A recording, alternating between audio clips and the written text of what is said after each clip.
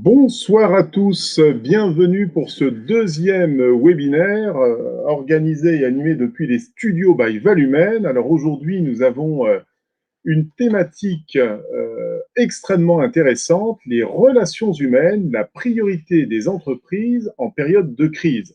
Alors je précise bien en période de crise parce que nous sommes dans la crise sanitaire, on n'en est pas totalement sorti.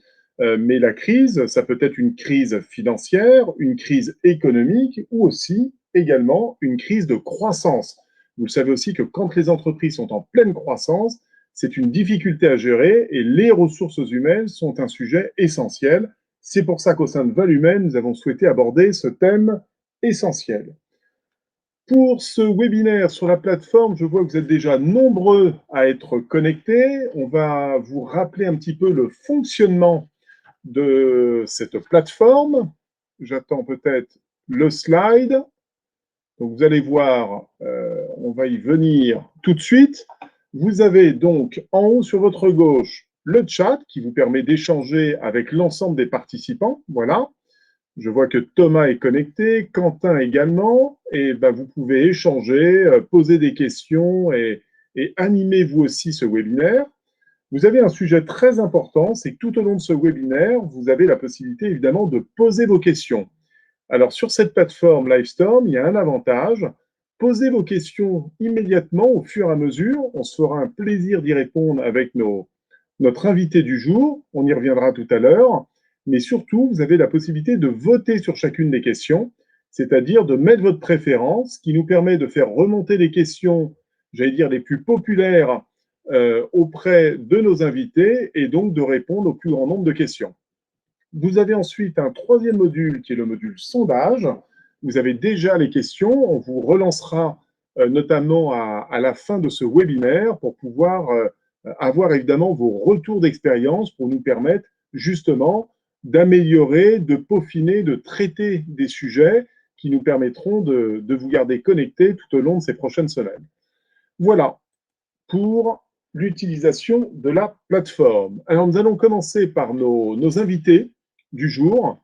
Je vais commencer donc par Michel Lédet, qui est je veux dire, une vieille connaissance. C'est pas forcément sympathique. Je sais pas comment mais... je vais le prendre, Nicolas. Oh, bien, bien, Michel, bien, bien. Non, Michel, c'est une longue histoire elle avait rejoint l'aventure entrepreneuriale Solic, qui était un cabinet de conseil dans les ressources humaines il y a maintenant plus de 10 ans. On a travaillé une dizaine d'années ensemble.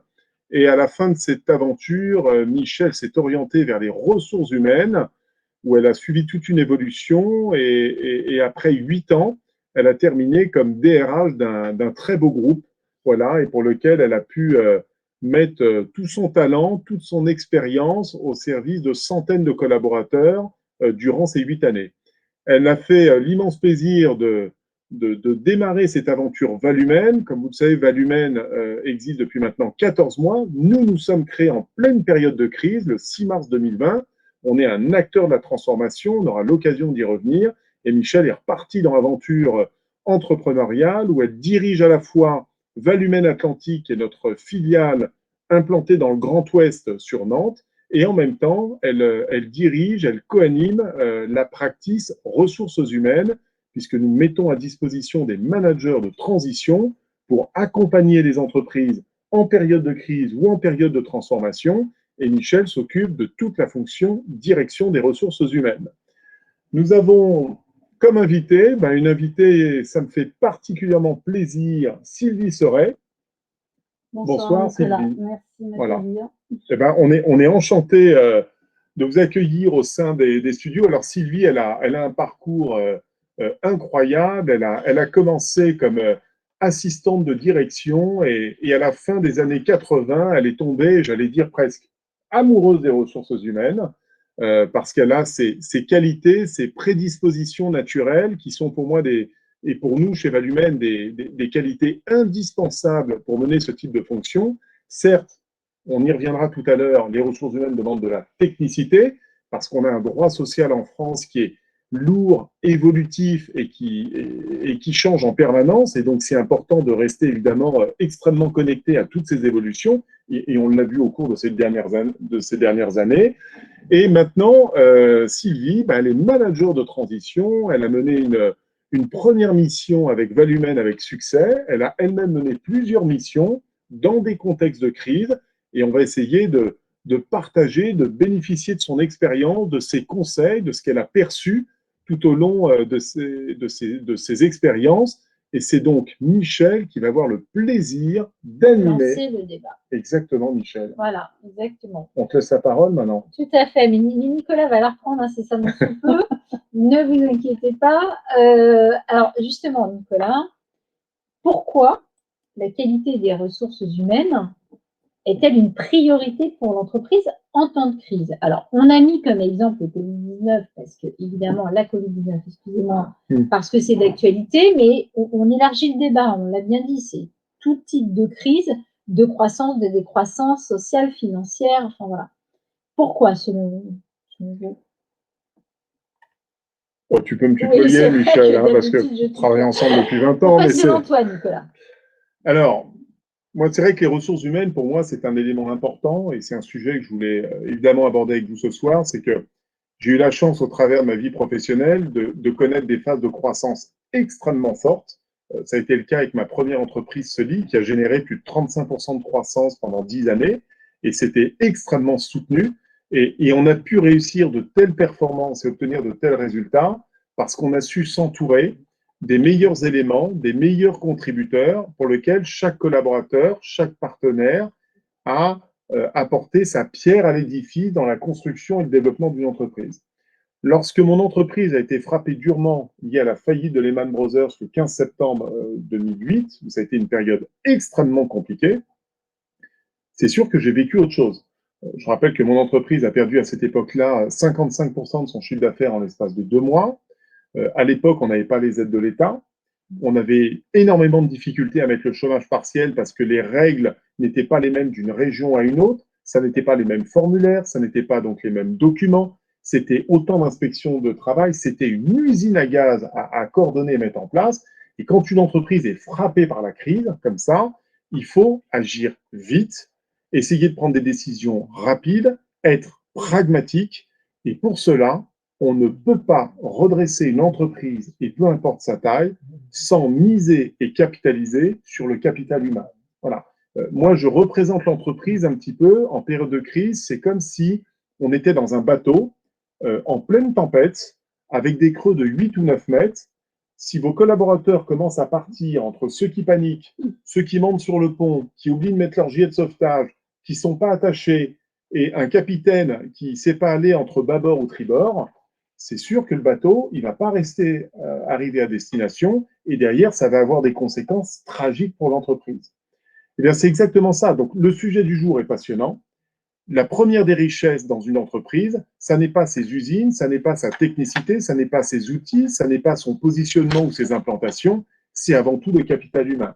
C'est en étant capable de mobiliser l'ensemble des forces vives de l'entreprise qu'on peut redresser une situation et, j'allais dire, surmonter les obstacles. Et en ça, le sujet est passionnant et je pense qu'il est lancé.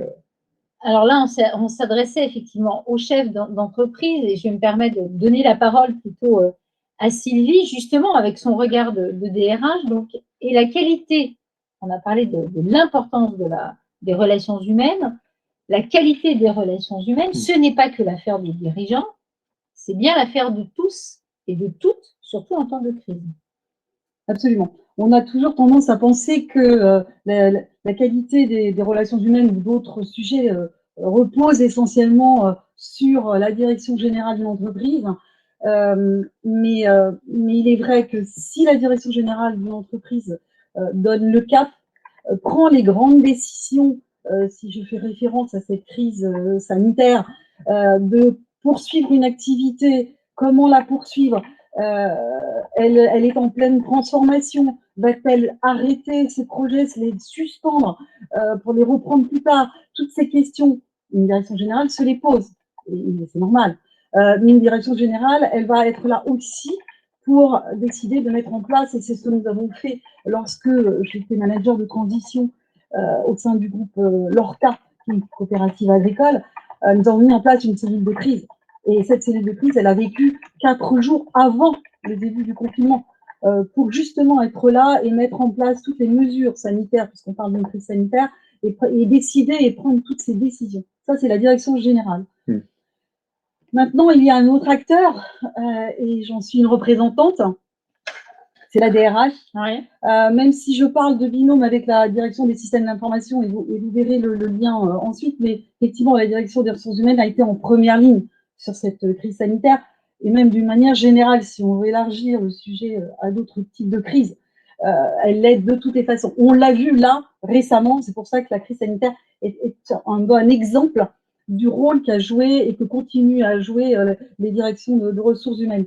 Donc, la priorité, ça a été de soutenir les équipes et soutenir la direction générale dans tout ce magma de lois, de règles gouvernementales qui sont arrivées quasi quotidiennement, si je fais référence à la crise sanitaire, qu'il fallait décortiquer, qu'il fallait vulgariser pour que les salariés comprennent de quoi il en était, comprennent s'ils étaient personnes vulnérables, comprennent c'est quoi l'activité partielle. On parlait de chômage technique, c'est quoi la différence? C'est la même chose.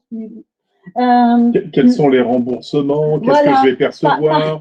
Est-ce que l'employeur va prendre la compensation? Quant aux parties, c'était nous-mêmes, des RH, nous avions du mal à avoir une idée très précise. Donc, on a eu un degré d'exigence vis-à-vis des directions de ressources humaines et de nous, un degré d'exigence d'avoir une information la plus fiable possible et la plus rapide possible. Donc, c'était une course contre la montre pour que derrière, chaque salarié, chaque manager puisse prendre aussi ses décisions à titre personnel. Et justement, comment est-ce qu'on gère, Sylvie, sur l'aspect entre, on l'a bien vu durant cette crise, les mesures gouvernementales qui étaient, on va dire, parfois un peu aléatoires, en tout cas sur le début de la crise, ou entre les annonces faites parfois par le président de la République, puis le relais pris par le gouvernement, et puis l'attente des décrets qui pouvaient varier. Comment est-ce qu'on gère justement cette technicité? Parce que finalement, il faut tout de suite se mettre au travail, j'imagine, pour adapter les dispositifs dans l'entreprise. En même temps, communiquer en évitant de dire trop de bêtises avec les aléas, tout en voulant rassurer, c'est comment est-ce qu'on gère opérationnellement et concrètement ce type de situation en période de crise sanitaire? Alors, on n'est déjà pas tout seul, parce que là, on parle effectivement du rôle du DRH, je parlais de cellules de crise. Il est clair que tous les jours, si je me réfère à cette crise sanitaire qui a démarré l'année dernière, tous les jours à 13h30, nous avions une réunion de cellule de crise. C'était un rituel. Et au cours de ce rituel, justement, moi, j'apportais cette technicité que j'allais chercher au travers des informations que le gouvernement nous donnait, voulait bien nous donner.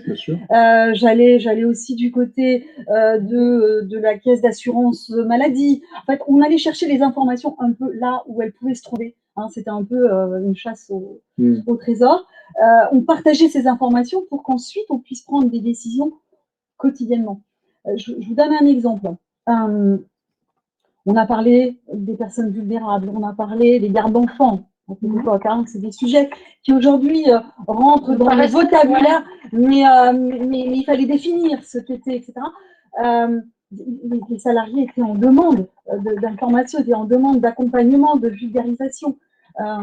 C'était effectivement un moment très, très anxiogène, et pour tout le monde.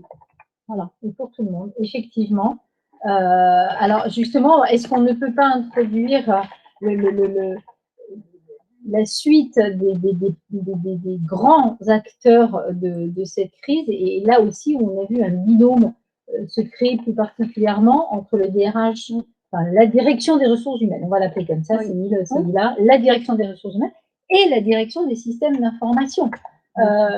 Ou certainement bien avant, et même en dehors de toute crise, ce sont deux directions qui travaillent certainement beaucoup ensemble déjà, mais de manière plutôt souterraine, ou en tout cas pas visible. Et là, c'est venu, j'allais dire, vraiment très visible, en front. Donc, comment ça s'est passé et qu'est-ce que vous pourriez dire, l'un et ou l'autre, sur cet acteur, la direction des systèmes d'information? Alors, la direction des systèmes d'information faisait partie, bien évidemment, de la cellule de crise. Oui. Et fort heureusement, ce qui n'était pas forcément le cas, j'imagine bien, malheureusement, de toutes les entreprises, c'est que le groupe coopératif Lorca était avait équipé ses collaborateurs en amont de cette crise, ce qui a fait gagner du temps sur les compléments imprimantes qui avaient besoin d'une tour. Et tout le monde est parti, en 24 heures, tout le monde est parti avec ce qui lui manquait pour justement continuer l'activité. Ça, c'était vraiment... C'est là où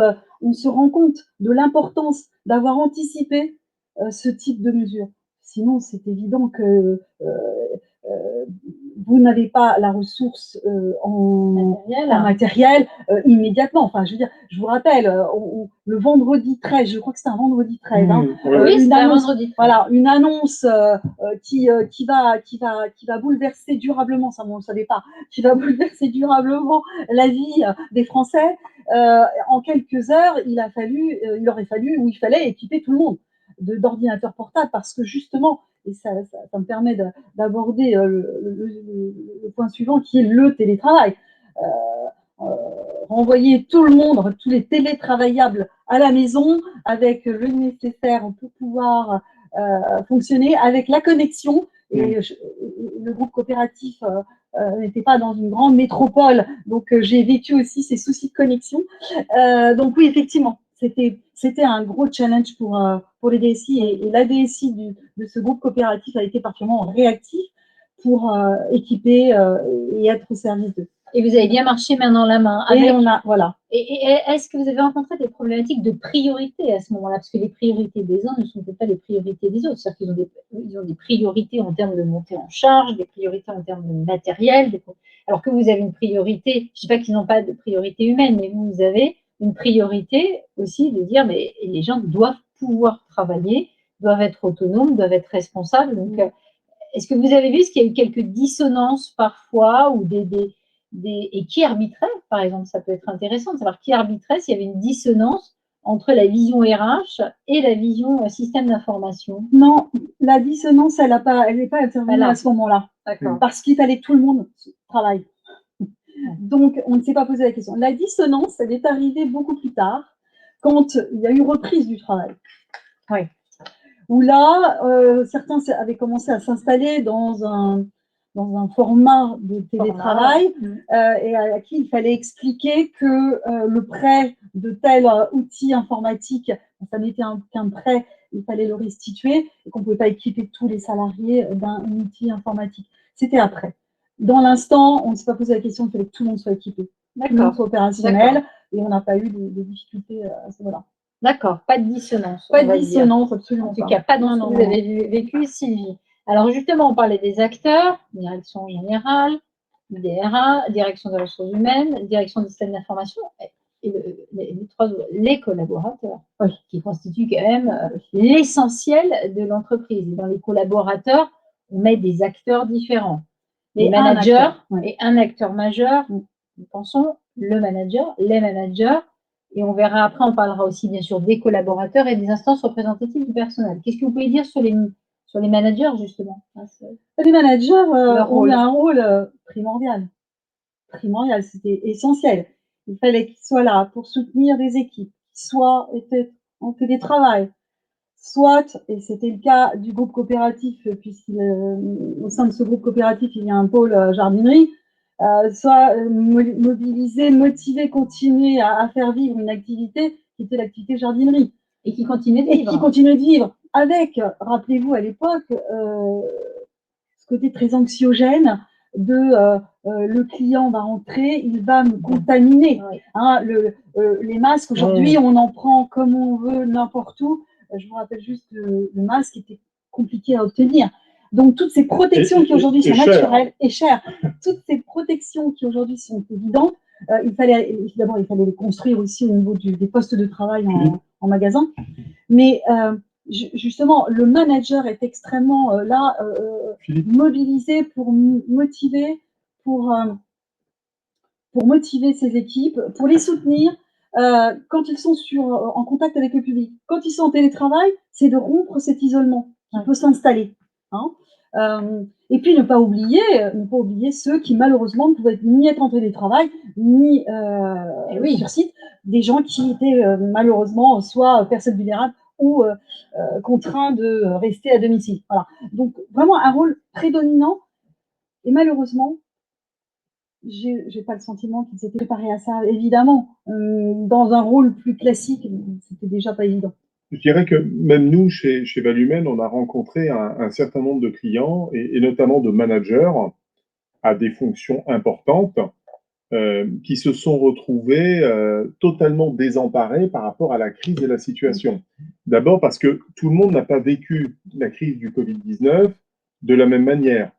Certains ont été touchés par le virus, d'accord, par la maladie, certains durement, et ce qui a engendré, moi j'ai le cas d'un client, évidemment je ne citerai pas le nom, hein, mais une personne qui avait quand même pas loin d'1 millier de collaborateurs sous sa direction, et qui s'est complètement liquéfié, qui n'a plus joué son rôle de manager parce qu'il était tétanisé par la maladie, par les enjeux, par la peur pour sa vie. Et c'est vrai que cette crise sanitaire a quelque chose d'extrêmement, j'allais dire, surprenant au moment où nous le vivons, c'est qu'elle a engendré des réactions chez un certain nombre de personnes extrêmement différentes, et il a fallu aussi que l'entreprise s'adapte par rapport à ça. Et ça, Sylvie, vous l'avez vécu, vous aussi, d'une manière ou d'une autre, chez leur cas, des réactions différentes. Je terminerai juste sur un point avant peut-être de réagir. Je me souviens personnellement, avec Michel, du temps de Sodic, où nous, là, on était dans une crise financière. Lorsqu'on a été amené à mettre en redressement judiciaire l'entreprise, on a des collaborateurs, j'ai eu des collaborateurs et collaboratrices que je pensais, mais solides comme du roc. Je me suis dit, ils vont nous aider, nous épauler, et on va réussir à passer cette période difficile, qui se sont, mais liquéfiés, qui ont limite abandonné, hein, qui ont demandé plutôt à partir, à démissionner, parce que se sentant pas capables d'affronter les difficultés à surmonter. Et à l'inverse, je me souviens très bien avec Michel, et je pense à une collaboratrice en particulier, vous n'auriez pas misé mais 1 euro sur elle, parce que fragile, parce que, en tout cas, physiquement, en apparence fragile, et qui s'est révélée d'une ressource mentale, physique, exceptionnelle, et heureusement qu'on l'a eu pour surmonter cette crise, qui a permis d'ailleurs à Solic de s'en sortir et de valider un plan de continuation. Est-ce que vous avez eu ce retour-là dans ce cas-là? On a eu de très bonnes surprises. Oui, aussi. Voyons le positif, en fait, bien voilà, sûr. Bien sûr. Je ne vais pas vous cacher, on a effectivement été surpris par certains comportements, Oui. et on a eu de belles surprises. Mais que ce soit sur un plan comportemental ou sur toute autre compétence technique, et on y reviendra tout à l'heure, hein, sur quand on abordera ce que l'on va faire une fois qu'on va sortir de… Voilà, c'est de se servir de tout ça, parce qu'il faut effectivement capitaliser sur ce que nous avons, nous, individuellement, démontré pendant cette période. Alors évidemment, quand c'est du positif, eh ben, c'est merveilleux, et les directions des ressources humaines en particulier devront s'en souvenir pour justement en tenir compte dans des évolutions de carrière. Voilà, on est déjà dans la gestion des talents. Là, mais exactement, parce que les gens se sont révélés à des moments où on ne les attendait pas, il n'y a pas eu de préméditation particulière, et ça, c'est extraordinaire. C'est très riche. Et pour rebondir, Sylvie, sur ce que vous dites, justement, je trouve que le sujet de on va appeler ça comme on veut, de la gestion des talents, est souvent, je trouve, quelque chose où on en parle beaucoup. C'est parfois, c'est difficile de voir concrètement comment ça se passe derrière. Il n'y a pas mieux qu'une mise en situation. Voilà. Je ne dis pas qu'il faut une Covid tous les ans, voilà. Mais en tout cas, là, il n'y a pas besoin d'analyser des critères, de les pondérer, de savoir lesquels on va choisir. C'est sur le terrain qu'on voit les gens, et là, il y a des vraies mises en situation, et ça, je trouve ça super. Mais dans l'autre sens aussi, c'est-à-dire qu'il y a des gens qui se sont révélés probablement, vous allez peut-être rebondir, peut-être que vous aurez des exemples, Sylvie, des collaborateurs où après, il faut aussi canaliser parfois. Parce qu'une fois que vous avez pris beaucoup d'autonomie, des responsabilités, voire des décisions là où vous ne les auriez peut-être pas pris 2 mois avant parce qu'on ne vous en laissait pas la latitude non plus. Comment vous gérez ça aussi? Alors moi, je dirais que l'entreprise a une responsabilité. On est déjà un peu dans la suite du débat. Oui, voilà, on est dans la suite, mais c'est intéressant ce qu'on y est aujourd'hui. Moi, j'aurais tendance à dire, ne réprimons rien. Oui.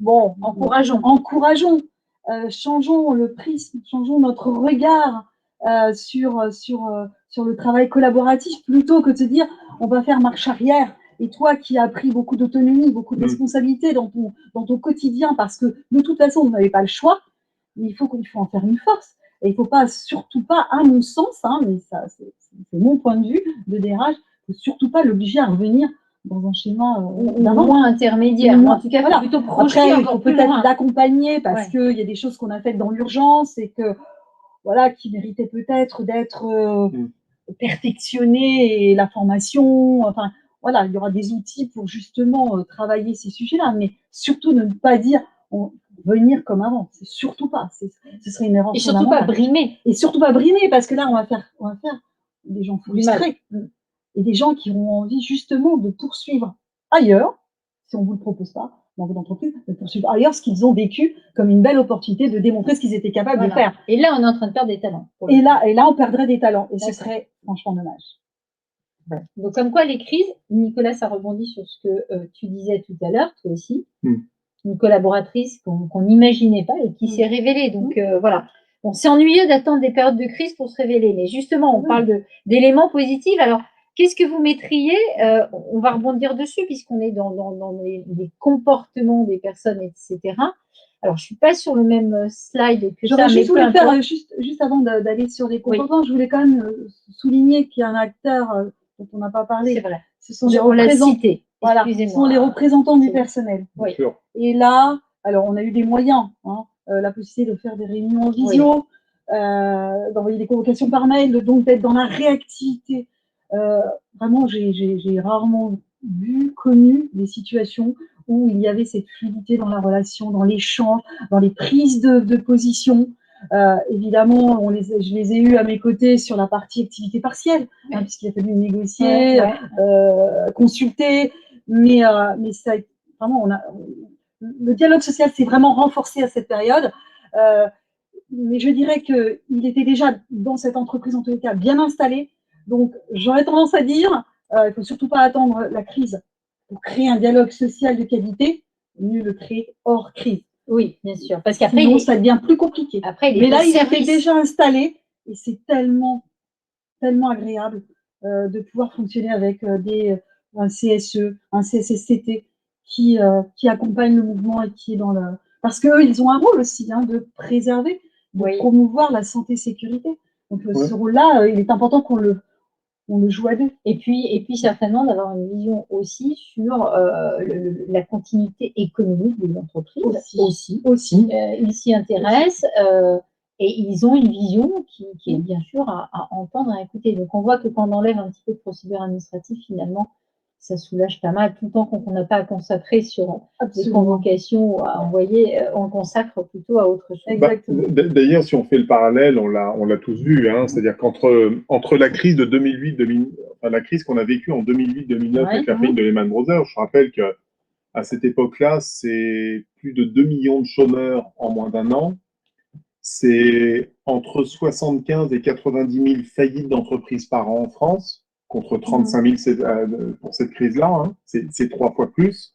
C'est d'une violence extrême. C'est une rupture des liquidités au niveau des entreprises. Plus de trésorerie et de cash. Hein. Souvenez-vous quand même, hein, les Anglais faisaient la queue dans toutes les banques anglaises pour aller chercher leurs livres sterling. On parlait de la faillite du Portugal, de l'Espagne, de la France.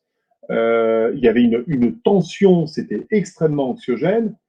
C'est vrai qu'on a appris de cette crise-là, et d'ailleurs, il faut saluer quand même les mesures gouvernementales qui ont réagi extrêmement vite avec le fameux prêt PGE, garanti par l'État, qui a permis à des dizaines, des centaines de milliers d'entreprises d'avoir immédiatement du cash et de la trésorerie en quelques semaines seulement, qui permet quand même d'enlever de l'anxiété, du stress négatif.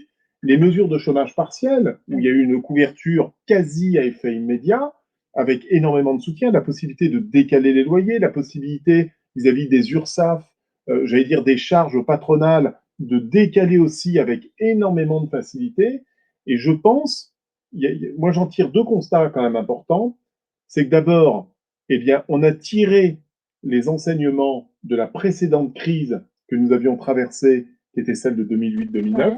Et aujourd'hui, il faut quand même saluer, on aime bien critiquer en France, mais il faut quand même saluer les efforts considérables qui ont été mis en œuvre. Et je pense qu'indirectement, ça a contribué aussi à avoir des relations sociales, j'allais dire, moins tendues, parce que derrière, il y avait un État avec des moyens financiers et beaucoup plus de subventions. Et je pense qu'entre les entreprises qui géraient d'abord cette relation sociale avec soin, et qui est un élément essentiel de l'entreprise, associé peut-être à moins de stress compte tenu des mesures qui ont été installées, l'ensemble, je trouve, a fait que ça a globalement plutôt mieux fonctionné que ce qu'on avait connu 10 ans avant. Non, c'est un constat un peu partagé, Sylvie? Moi, je dirais que je maintiens, et parce que j'ai vécu aussi la crise de 2008 où Ouais. malheureusement j'ai dû accompagner une fermeture d'entreprise, Une liquidation? liquidation judiciaire. Liquidation judiciaire. Voilà. Donc là, vous avez connu le. C'est ça. Ouais. Mais le point commun à ces deux crises et à ces deux situations, c'était le dialogue social et les relations avec les partenaires sociaux qui étaient bien installées. Il y avait une confiance, il y avait du respect, il y avait de la bienveillance, il y avait on y reviendra, mais il y avait des valeurs qui faisaient que même dans des moments difficiles, on avançait main dans la main, chacun dans son rôle. Donc c'est pour ça que je reviens vraiment, indépendamment d'un contexte un peu différent et que l'on ait appris de cette crise de 2018, mais moi je maintiens que la clé de succès, c'est un dialogue social qui, en situation normale, est Déjà bien installé, bien installé. et avec un rapport de respect mutuel et de voilà. Et de volonté de construire. Et de volonté de construire. Ouais. D'accord. Ouais. En s'affirmant. De toute façon, ce qui est vrai, moi, les enseignements que j'en ai tirés aussi, c'est que quand on traverse des périodes de crise comme ça, quand on est à la fois dirigeant et directeur des ressources humaines, ou je vais même dire membre d'un codex ou manager, ce qui est important en période de crise, c'est quand même, dans une certaine mesure, de rassurer les collaborateurs. Et pour les rassurer, c'est, je pense, d'abord avoir un discours de vérité. Oui. Voilà. Ne pas avoir peur de dire des choses difficiles. Voilà. Je veux dire, quand une entreprise a son activité, je prendrai l'hôtellerie, la restauration, avec des fermetures administratives ou des baisses d'activité de 50%, ça ne sert à rien d'essayer de cacher, de se voiler la face. Il faut plutôt avoir un discours de vérité, être transparent, annoncer les choses pour tout simplement déjà préparer les esprits et surtout être à l'écoute des collaborateurs et des collaboratrices pour désamorcer les inquiétudes et le tout avec une communication appuyée. Et je partage il y a un point qui est très important. Moi, je me souviens d'ailleurs durant la période de crise de Solic, j'ai pas attendu personnellement d'être frappé par la faillite de Lehman Brothers pour commencer à faire de la communication. La communication, on la faisait avant. Avant. Hein. Alors, si évidemment on n'en faisait pas avant, ce serait bien de commencer à se préparer et se former en communication de gestion de crise parce que les gens ont besoin de pouvoir tout simplement se projeter. Et à l'inverse de situations de forte croissance où on est capable, vous savez, de vendre un plan de transformation à 3 ans, de fixer le cap, de donner des perspectives de développement, d'acquisition, etc. C'est sûr qu'en période de crise, où on manque totalement de visibilité, c'est pas dans des plans à 3 ans qu'il faut penser. C'est de faire une gestion de la crise et une communication court terme sur des choses précises qu'on va être capable de tenir dans la mesure du possible pour tout simplement rassurer et permettre à chaque individu finalement d'être en capacité de se projeter.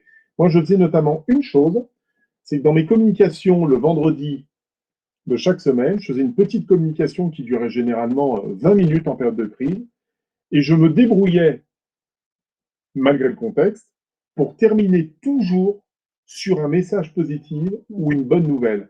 Pourquoi? Parce que je me disais que dans l'esprit, il y avait déjà suffisamment de stress et de difficultés. Si le plus grand nombre des collaborateurs pouvait partir avec un message positif à la fin de sa semaine pour essayer de passer un week-end en étant le plus apaisé, je me disais que c'était déjà une petite victoire pour contribuer au redressement de l'entreprise et essayer de repartir sur bonne base.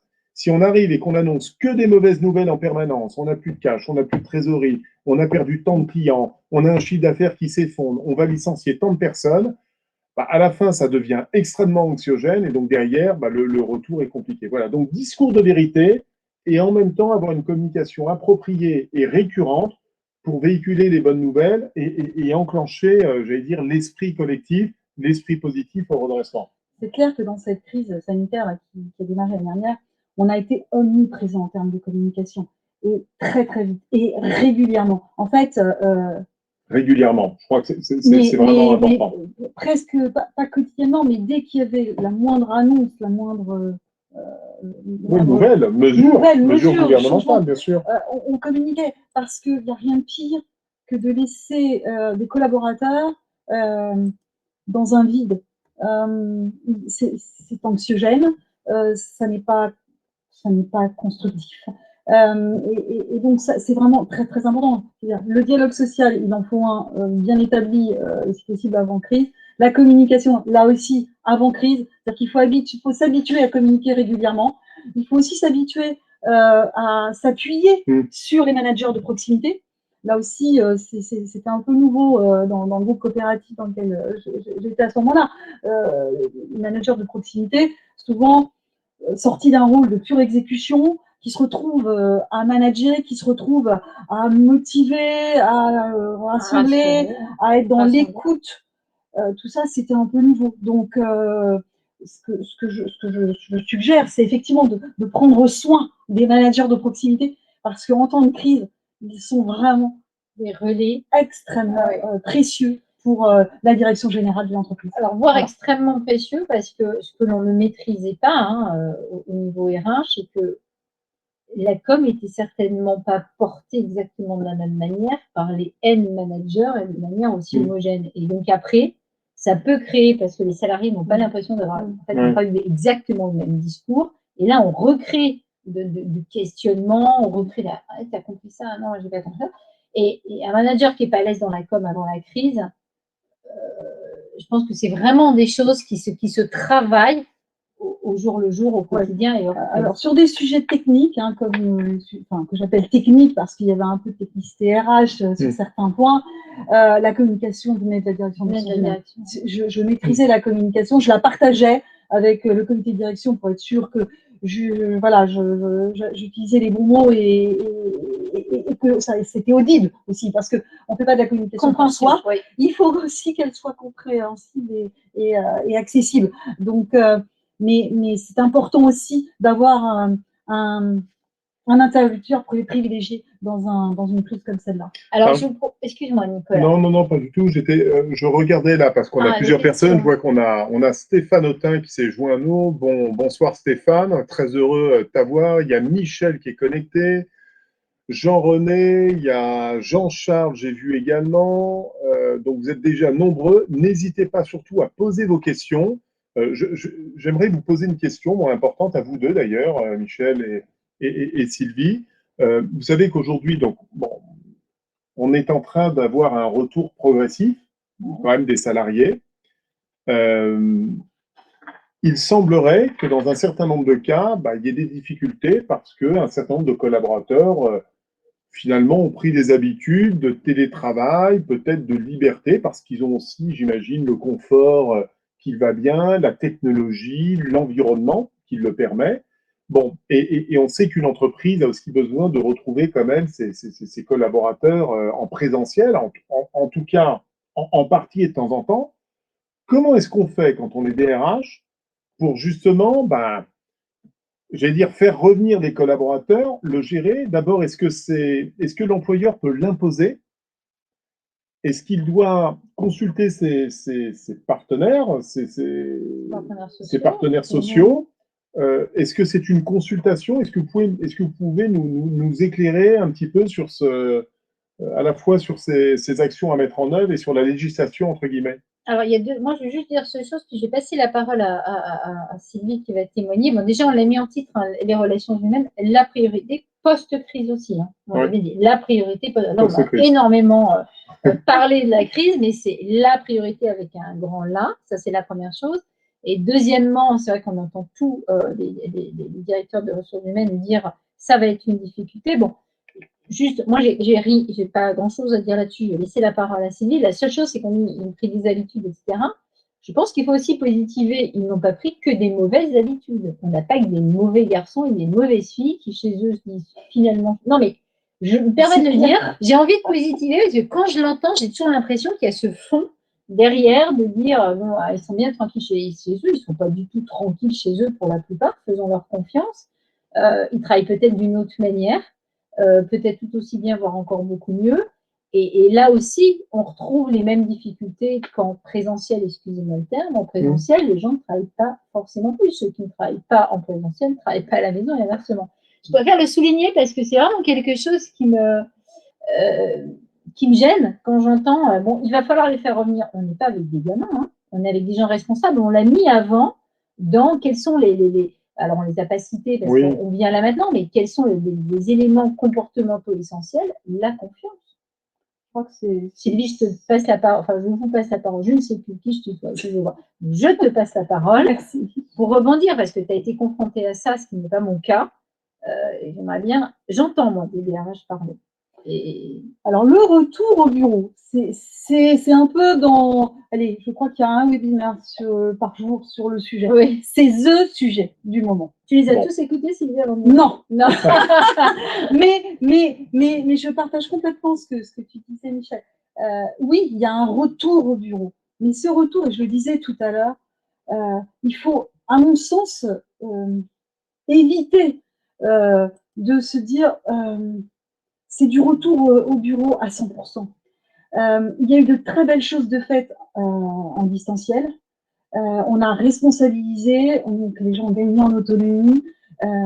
Mais parce qu'on n'avait pas le choix. Mais on n'avait pas, pas le choix. Mais maintenant qu'on a le choix, ne cassons pas cette dynamique. Au contraire, la poursuivons-la. Mais pour ça, il va falloir expliquer aux salariés pourquoi revenir au bureau, puisque je travaille bien chez moi. Oui, parce que c'est vrai qu'il y a. Non, mais pour ceux qui veulent, hein, parce qu'il y a ceux qui souffrent d'être en télétravail, et ceux qui ont trouvé un confort. Non, mais il y avait le sujet, d'ailleurs, on sait très bien, la réticence de certains DRH. Il ne faut pas mettre tout le monde dans les mêmes catégories, hein, parce qu'il y a des directions qui étaient très ouvertes, d'autres qui l'étaient moins. Mais certaines DRH, leur grande hantise, c'est si on met les salariés au télétravail, comment je vais mesurer la productivité, comment on va les manager, comment est-ce qu'on va gérer les connexions à distance, etc. Il y avait beaucoup de craintes. Mais là, on est sur un retour. Et ce qui est vrai quand même, c'est que d'abord, tout n'est pas adapté en fonction. Quand on est, sage-femme ou médecin, on ne peut pas le faire en télétravail. Bon, et donc ça ne touche pas toutes les entreprises. Donc, avec tous les corps de métier non plus. Alors, justement, je vais juste rebondir sur ce que vous dites, Nicolas, par rapport à tout le monde ne télétravaille pas, évidemment. Mais un préparateur de commande, une vendeuse en magasin, une sage-femme ne télétravaille pas. Ou nos amis restaurateurs. Voilà. Il faut justement veiller demain à ce qu'il n'y ait pas d'inégalité de traitement entre ceux qui peuvent télétravailler, qui peuvent adapter leur organisation, avoir cette souplesse, cette flexibilité, et puis ceux qui malheureusement ne pourront pas parce que leur métier ne le permet pas, ou parce que techniquement ils ne peuvent pas, parce qu'il y a aussi ça. Ou ils ne le veulent pas. Donc il faudra être vigilant en tant que DRH à cette inégalité de traitement. C'est important. Mais c'est quoi le maître mot? Donc c'est l'agilité. C'est l'agilité à tout va dans les organisations. C'est l'agilité. Alors il y a un cadre, hein, vous en parliez tout à l'heure. Il y a un cadre juridique qui est l'accord d'entreprise. Voilà. À mon sens, je pense que de plus en plus les entreprises s'équipent de ce type d'accord. Pourquoi? Parce que c'est mettre noir sur blanc des règles. Vous parliez tout à l'heure de transparence. Il faut de la transparence sur qui est télétravaillable et qui ne l'est pas aussi. D'accord? Donc, un accord d'entreprise bien ficelé, avec les règles du jeu, pour moi, c'est déjà un incontournable. Et puis, ce fameux retour au bureau, il doit aussi s'accompagner, parce que ce sentiment d'appartenance-là, il en a pris un coup dans l'aile, hein, quand même. Ah, bah, bien sûr, distanciation sociale, télétravail, activité partielle, parce qu'on parle de télétravail. Et ceux qui étaient en activité partielle, ceux qu'on n'a pas revus depuis un an. Je viens d'une entreprise dans l'industrie, blanchisserie industrielle, pardon. Il y a des salariés qui n'ont pas, parce que les hôtels étaient fermés, les restaurants étaient fermés, les salariés n'ont pas retravaillé depuis un an. Enfin, ces gens-là. Sylvie, vous savez que chez Valumène, où on a pas loin de 34 managers de transition en mission, on a un certain nombre de managers de transition qui œuvrent depuis maintenant 6, 7 mois et qui n'ont pas mis les pieds une seule fois chez le client. Bah, on en connaît certains, hein, pas une seule fois. Et c'est, alors notamment, c'est vrai sur des managers de transition dans les fonctions, par exemple, dans les systèmes d'information. Je pense à eux, parce qu'on en a une dizaine chez Valumène, mais c'est vrai qu'un grand nombre, ils travaillent 100% à distance, 100% en visio, parce que bah, les conditions le permettaient. Donc c'est vrai que ça dépend une fonction, mais nous-mêmes, sur nos managers de transition, c'est quand même compliqué de lancer une mission 100% à distance, sans avoir vu de visu en présentiel l'ensemble d'une équipe, alors que vous pilotez quand même des projets avec des enjeux majeurs. Je pense notamment à l'un de nos gros clients qui a décidé d'accélérer, qui est un grand groupe qui pèse plus de 3,5 milliards d'euros, dont le président a décidé de lancer une accélération du projet sur toutes les plateformes e-commerce. C'était un projet qui était étalé sur 5 ans. Il a donné les instructions pour que ce soit raccourci sur un délai de 2 ans, parce que fermeture de centaines de magasins à travers la France et toute l'Europe, forte baisse du chiffre d'affaires, donc on accélère sur le digital. Bon, bah, typiquement, il a fallu quand même mener ces projets, et c'est pas évident, Sylvie, de mener des projets en étant 100% à distance en télétravail. Non, c'est clair. Mais si vous voulez, je reviens sur des situations plus classiques où effectivement il peut y avoir une mixité, et il y aura une mixité entre, et c'est ce qu'on appelle le modèle hybride, qui arrive aussi pour parler du télétravail. On a le véhicule hybride, mais on a maintenant le mode de travail hybride. C'est de dire, qu'est-ce qui va faire que je vais donner envie à mes collaborateurs de revenir? C'est dur pour un manager, c'est difficile. Oui, bah, il va falloir trouver, c'est-à-dire identifier les tâches qu'il pourra réaliser chez lui. Hein, et là, il aura cette souplesse, cette flexibilité qu'il aimait tant, ça va éviter de prendre les transports, etc. Quand on est dans les grandes métropoles, c'est important, cette gestion du temps. Et puis, les tâches qui vont nécessiter une présence sur site. Alors, c'est quoi ces tâches? Bah, ça peut être des projets, c'est tout stimulation collective. Et là, oui, il va falloir que le manager fasse preuve d'imagination. Mais il va falloir justifier ce retour au bureau. Parce que sinon, si je peux continuer à travailler, dans l'hypothèse où le salarié apprécie, a envie, on est d'accord. Parce qu'il y a ceux qui souffrent énormément, qui ont souffert du télétravail. Le manque de sommeil, la nutrition, tout qui est passé. Tout qui est passé. Mais pour ceux qui, justement, y voyaient un confort, trouvons des solutions pour leur donner envie de revenir. Et ce sentiment d'appartenance, il va falloir leur travailler.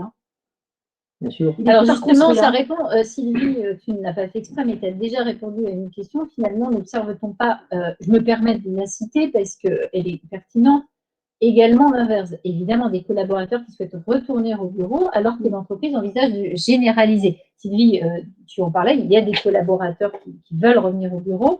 Est-ce qu'il y a beaucoup de cas où les entreprises veulent à tout prix généraliser? Je ne pense pas, mais j'ai trop peu de connaissances sur l'entièreté du sujet. Non, on est plutôt donc sur un modèle, on s'oriente plutôt sur un modèle hybride où on serait peut-être plus sur 2 jours, 3 jours, 3 jours, là où les entreprises, et je citerai celle auquel je fais référence, le groupe Lorca, qui était sur une journée de télétravail, c'était plus classique. Auparavant. Là, je pense qu'on va ramener peut-être sur 2 ou 3 jours de présentiel ou inversement, le tout présentiel, non. Le tout télétravail, on en a vu les limites par la force des choses.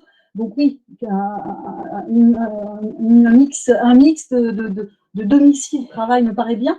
Maintenant, il va falloir aussi que les entreprises, et je fais plutôt référence à une entreprise un peu classique, on va dire, au mode de management un peu classique, qui consiste à dire je mesure la qualité, la performance de mon collaborateur parce qu'il est en présence. Il est sur site, pardon, il est en présentiel. D'accord? C'est comme ça que je jauge s'il est efficace. C'est parce qu'il est là, aujourd'hui, il est là, il sera là demain, au nombre d'heures réalisées. Et ça, c'est très franco-français. C'est davantage. Alors, je ne vais pas généraliser, mais dans ce que j'ai vécu, l'approche avec une approche internationale ou un peu plus moderne, on voit moins ce genre de choses. Donc, il faut sortir de ce présentéisme comme mesure de l'efficacité et aller beaucoup plus sur de la confiance. C'est-à-dire donc passer sur une culture du résultat. Et pour passer sur une culture du résultat, qu'est-ce qu'il faut faire? Il faut fixer des objectifs. Bon, ça, on sait déjà un peu faire avec... mais il va falloir renforcer ces dispositifs. C'est difficile pour ça. Mettre en place des outils de suivi. Tout ça. Mais oui, ça va être difficile. Et donc, il y a aussi une solution, et c'est ce que j'avais mis en place il y a quelques mois, c'est des formations pour les managers. Comment manager ces équipes à distance? Parce que là aussi, ça demande une technicité. On n'est pas tous en capacité de le faire. Mais Sylvie, pardon. Vas-y, j'en prie. Si, tout ça, c'est très beau, mais enfin, on va avoir un problème majeur. C'est quand même notre code du travail qui qui n'est absolument pas adapté par rapport à ça. Alors, Ben, je prends toute cette mixité qui consiste peut-être à changer régulièrement, de mettre 2 jours de télétravail, 3 jours, de pouvoir changer le risque d'accident. Je suis finalement chez moi, je décide de partir à 10 heures parce que je vais travailler, mais j'ai un accident corporel, etc. Il va falloir quand même, il va y avoir un énorme travail de fond pour peut-être simplifier et adapter complètement le code du travail. Non? Est-ce que notre outil du code du travail n'est finalement pas en totale inadéquation par rapport aujourd'hui à l'évolution de notre société? c'est clair qu'il y aura des aménagements, mais on l'a vu, le législateur est capable Oui, de prendre il l'a des prouvé. mesures, il l'a prouvé là. Ah bon, on le voit bien. Donc je pense qu'il faut, et une institution comme la NDRH est là pour porter aussi ce genre de sujet. Parce que effectivement, l'entreprise toute seule aura quelques difficultés à avancer dans ce sens si elle n'est pas accompagnée par des mesures législatives, ça c'est clair. Maintenant, on parlait de confiance. Alors, peut-être y a-t-il des questions avant toute chose, parce que je vois l'heure passer et c'est vrai qu'on n'a pas beaucoup, on a tellement de choses à dire et à débattre qu'on n'a pas. Ouais, mais on répond fait toutes les quand questions. même. Il y a quand même. Comment certains collaborateurs ont-ils vécu cette période? Plus d'autonomie? Y a-t-il des études statistiques de retour? Plus d'efficience réelle? Je vous interroge tous les deux. Bon, moi, déjà, peut-être premier point, sur les études statistiques, je sais qu'il y a des études qui sont en cours, mais enfin, n'oublions pas que nous ne sommes pas encore sortis de la crise. Hein. C'est-à-dire qu'il faut déjà sortir de la crise pour finaliser les études, mais je sais qu'il y a des études qui sont en cours. Au niveau de l'efficience réelle, c'est compliqué parce qu'il faut le voir au niveau des entreprises. Par contre, ce qui a l'air de se dire, et moi, c'est le retour quand même qu'on a des clients, tout le monde s'accorde à dire globalement qu'ils n'ont pas vu de perte de productivité, voire même au contraire. Oui. Parce qu'il faut voir que, notamment, on l'a vu dans les transports, d'ailleurs ça recommence à être un enfer depuis 2 semaines. Hein. Je le dis parce que moi j'ai la chance de partir tôt, mais je suis parti 1 ou 2 fois et on commence à retrouver beaucoup de bouchons, en tout cas autour de Paris et de la région parisienne. Je ne sais pas si c'est partout sur l'ensemble du territoire, mais on sent que le trafic est un peu plus tendu. Et je pense que tous ces gains finalement dans les transports, eh bien, ils ont permis de gagner en productivité et derrière, il y a un élément aussi, et qui est aussi, à mon avis, une limite, hein, et compliqué pour les DRH, c'est que moi, j'ai vu des collaborateurs parfois travailler, certains disent 10 heures, 11 heures, 12 heures, enchaînant les visions non-stop avec, on pourrait parler, des problèmes de vue, de lunettes, d'adaptation, de matériel. On a vu toutes les vidéos très drôles du cadre avec juste la chemise en caleçon en dessous, arrêtant sa visio et allant faire un plongeon quand il pouvait. Bon, mais c'est un vrai sujet quand même, c'est-à-dire que moi, c'est mon sentiment, j'ai le sentiment que les gens n'ont pas moins travaillé, ils ont peut-être même eu tendance à plus travailler, et c'est vrai que sur le plan économique, on est plutôt agréablement surpris. Oui, je partage complètement votre point de vue et la manière dont moi j'ai perçu les choses en quittant ce groupe coopératif il y a quelques mois. Il y a un point qu'on n'a pas évoqué et justement qui va aussi répondre à la question, mais comment faire, je pense qu'il n'y aura pas une réponse collective.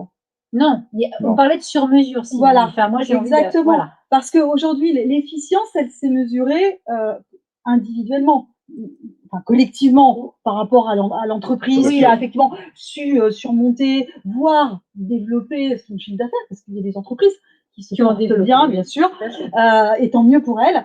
Mais aujourd'hui, je pense que la réponse, c'est une réponse individuelle. Alors, je ne vais pas forcément faire plaisir aux partenaires sociaux, qui aiment beaucoup travailler dans le collectif et un peu moins dans le mais ce qu'a démontré la crise, c'est qu'on s'intéressait à l'individu, on s'est même intéressé à sa sphère personnelle. Les enfants, la santé, on a pris soin d'eux. Et aujourd'hui, ils attendent qu'on continue à travailler sur la qualité de vie au travail.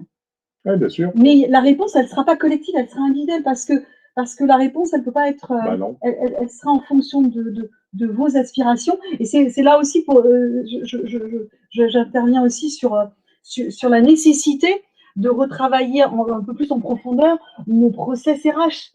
avec l'intelligence artificielle, parce que justement, les process RH, il faut qu'on les adapte justement à ce travail individuel que l'on va faire, s'agissant de la gestion des talents, la gestion des carrières. Ils peuvent nous aider à le faire, ces outils-là. Mais bien sûr, et Voilà. donc il faut s'en servir parce qu'on en aura besoin. Une gestion individuelle, ça va être compliqué, ça. Ouais. Pas faisable, mais ce sera plus facile. On va dire, ce sera plus facile. Moi, ce qui m'avait frappé d'ailleurs durant cette crise, je parle surtout du premier et deuxième confinement, je me suis retrouvé, comme beaucoup de Français, à la maison, à devoir jouer les profs, à l'instit, de ma petite qui avait 7 ans, à donner des cours de lecture, de mathématiques, tous les matins, de suivre ça. Et je me souviens, j'avais organisé un certain nombre de webinaires pour accompagner un certain nombre d'entrepreneurs. On a échangé avec des collaborateurs, des salariés. Et j'étais très frappé parce qu'en fait, on a tous vécu cette crise sanitaire différemment parce que je me souviens d'une jeune femme qui avait 24 ans, qui était toute jeune diplômée, qui venait d'être embauchée dans un groupe, qui vivait dans une chambre, excusez-moi, comme on appelle, vous savez, entre guillemets, de bonne, de 10 mètres carrés, qui s'est retrouvée enfermée pendant 2 mois et demi, avec une chaleur pas possible, parce qu'on avait un temps extraordinaire dans Paris, ne pouvant pas sortir, ne pouvant plus faire de sport, étant malheureuse parce que elle finissait par en avoir évidemment ras-le-bol, d'être à la fois confinée et dans un endroit très exigu, avec peu de lumière, peu de possibilités de sortir. D'autres qui ont la chance d'avoir un environnement finalement plus plaisant, un peu plus à la campagne, avec un petit bout de jardin, qui ont pu profiter du soleil. Et c'est vrai que ça n'a rien à voir.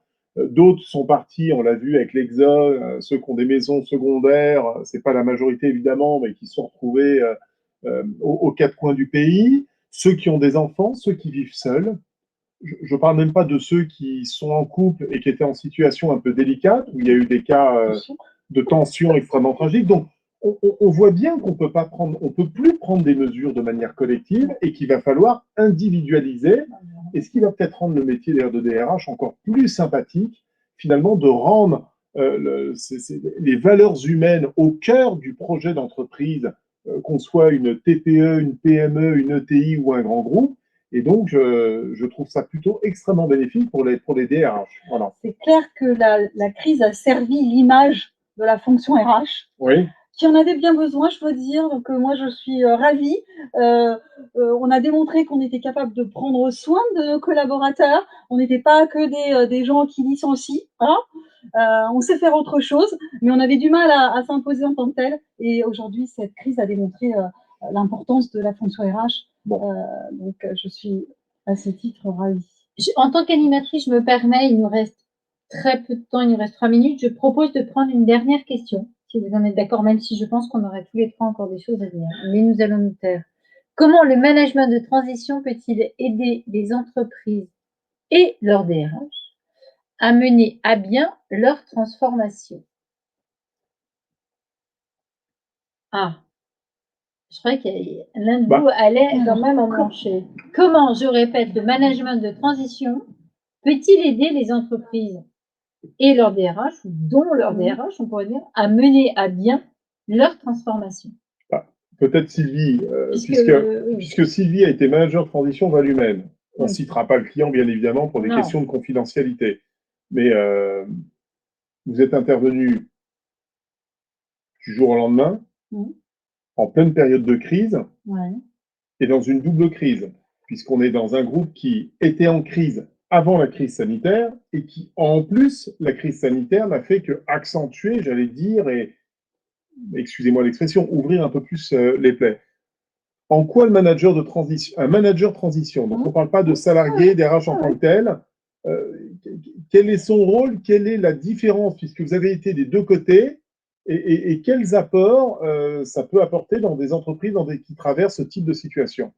Alors, un manager de transition, de manière sans langue de bois, hein, Sylvie. Hein, un manager de transition, d'une manière très transverse, est en capacité rapidement d'identifier le besoin, en tous les cas, la manière de réagir. Donc, je dirais que quand on est dans une phase de transformation et qu'on fait appel à un manager de transition, à lui de faire preuve d'une curiosité de tous les instants, d'aller chercher l'information, de fouiller. Il n'y a pas de préjugés, il n'y a rien, il n'y a pas de connotation politique. On y va, on a un objectif et on remplit la mission. Et on la remplit en allant se renseigner sur l'entreprise et ses difficultés. Je vois pas bien, je vois pas bien en quoi ce serait.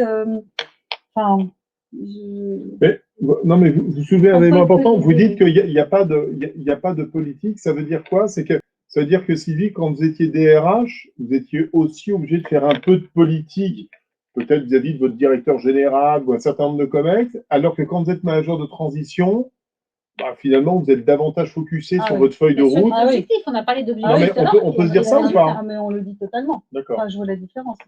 Alors, il y a ce point, et puis il y a une feuille de route qui est très concentrée en termes de temps, qui fait que de toute façon, le résultat est rapide à obtenir.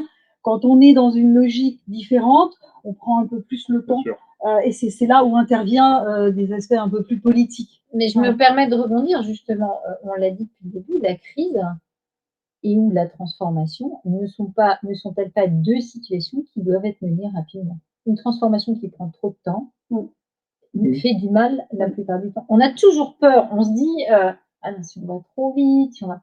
À un moment, il faut y aller, c'est pas pire, on l'a constaté tous et toutes dans nos expériences que quand on y est allé, ça n'a pas fait plus de mal que de le faire en 9, 12, 18 mois.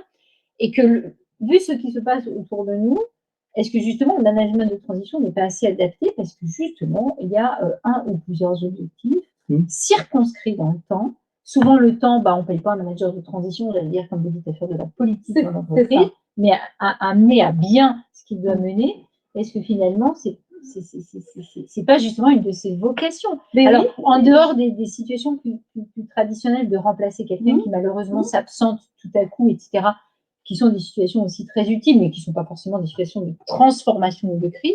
Mais en tout cas, puisqu'on parle de crise et de transformation, est-ce que c'est pas justement assez adapté plutôt que de regarder autour de nous c'est complètement adapté et je suis étonnée aujourd'hui, je vais vous le dire tel que je le ressens en tant que manager de transition, je suis étonnée que les entreprises n'aient pas enclenché un processus justement de réflexion en profondeur, justement. On a fait un retour d'expérience sur un certain nombre de points. Justement, on ne se servent pas de tout ça pour travailler une organisation du travail différente. Et je trouve qu'aujourd'hui, on est un peu dans l'attentisme, encore peut-être aidé en cela par les aides. Alors oui, elles ont du bon et c'était nécessaire, même vital, mais les entreprises restent encore un peu dans ce registre des aides de l'État, et je trouve, à mon grand regret, qu'elles ne prennent pas tout de suite elles ne prennent pas de l'avance sur la suite. C'est ce que vous constatez. Oui, moi je le constate et je trouve ça dommage. C'est vrai, mais alors pour conclure, parce qu'on arrive au terme, et oui déjà, oui Sylvie, ça passe vite quand même. C'est l'animateur qui devrait avoir le timing. Je fais mal mon travail. Non, pas du tout. 2 minutes pour conclure, monsieur Dustin. Oui, on va le faire rapidement. D'abord, vous remercier. Si on devait peut-être conclure, c'est que finalement, les crises, ça a quelque chose de bien.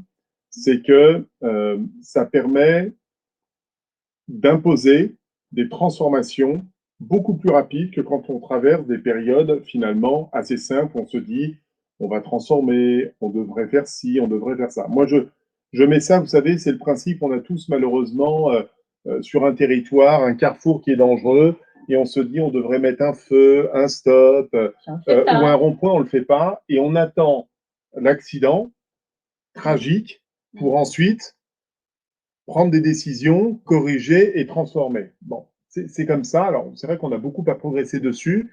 Moi, je constate qu'on a beaucoup progressé. En tout cas, nous avons été ravis, Michel et moi, Sylvie, de vous accueillir dans nos nouveaux studios by Valumen. Voilà, vous avez pu parcourir, découvrir. Vous voyez, c'est confiné. Nous, c'est un événement qu'on organise maintenant tous les 15 jours auprès de notre communauté.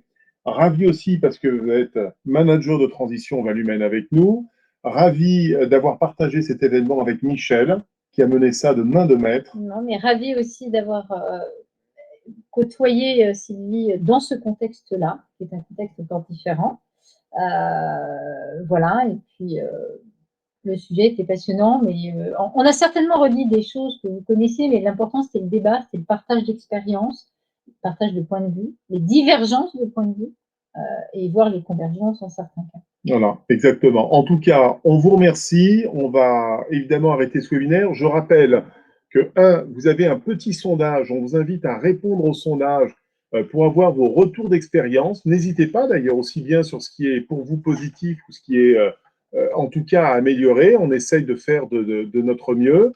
On vous donne rendez-vous dans 15 jours. Allez liker la page Valumène sur LinkedIn pour suivre notre actualité, découvrir les nouvelles missions. Voilà, elles sont nombreuses, on a plein de beaux projets et on espère vous retrouver un peu partout très prochainement.